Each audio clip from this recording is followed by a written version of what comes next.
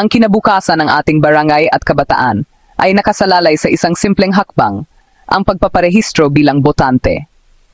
Ngayon sisimulan ng Commission on Elections COMELEC ang panibagong yugto ng voter registration para sa Barangay at Sangguniang Kabataan Elections 2026 sa huling libgo ng Oktubre hanggang Hulyo 2026. This is presented to you by Education 4708. Just proceed to view the full content. Magandang araw mga ka-EDOX at welcome pong muli sa ating channel. Sa mga hindi pa nakapag-subscribe sa channel ko, mag-subscribe na kayo para lagi kayong updated sa ating mga talakayan araw-araw. Kaya tara na! Alam mo ba, ang BSKE 2026 ay nakatakdang ganapin sa Nobyembre 2026 matapos itong ipagpaliban mula sa orihinal na schedule na Disyembre 2025. Dahil dito, pinalawig din ng COMELEC ang panahon ng pagpaparehistro upang mabigyan ng pagkatao ng lahat na makilahok.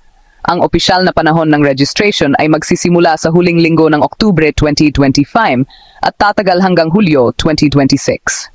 Isang mahaba pero napakahalagang yugto para siguradong walang maiwan at bawat tinig ay maririnig. Para saan nga ba ang pagpaparehistro? Ito ay proseso kung saan itinatala ng COMELEC ang mga bagong botante, ina-update ang kanilang impormasyon, at inaayos ang listahan ng mga karapat-dapat bumoto. Ang bawat Pilipinong, 15 hanggang 30 taong gulang, ay maaring magparehistro para sa Sangguniang Kabataan. 18 taong gulang pataas naman ay maaring magparehistro bilang botante sa barangay elections. Narito ang mga simpleng hakbang para makapagparehistro. Una, pumunta sa pinakamalapit na tanggapan ng COMELEC sa inyong bayan o lungsod o sa mga satellite registration sites na ilalagay sa mga barangay hall, mall o covered court.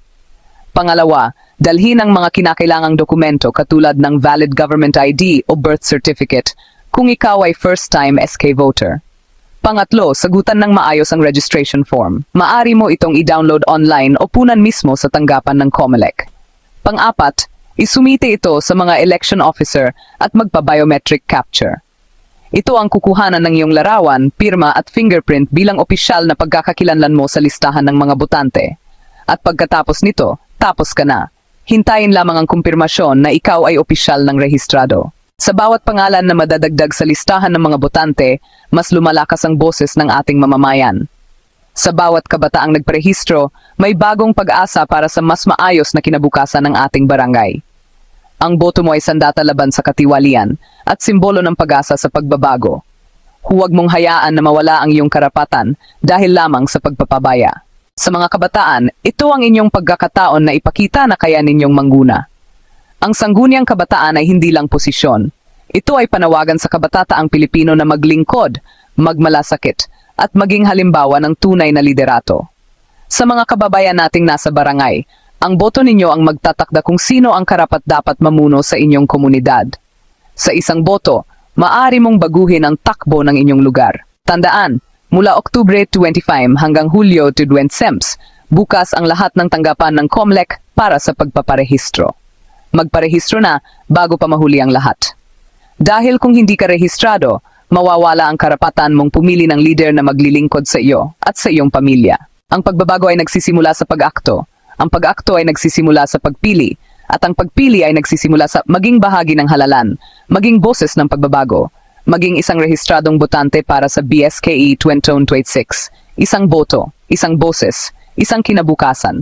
Ang pagbabago ay hindi nagsisimula sa mga politiko, nagsisimula ito sa atin. Sa bawat botanteng marunong pumili, sa bawat kabataang handang makilahok, magparehistro, makibahagi, maging boses ng pagbabago.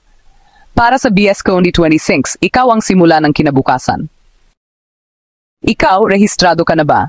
Kung hindi pa, anong balak mong gawin bago magsara ang registration sa Hulyo 2026?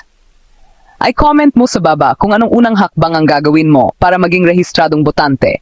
At huwag kalimutang mag-like, mag-subscribe at mag-share nito sa iyong mga kaibigan.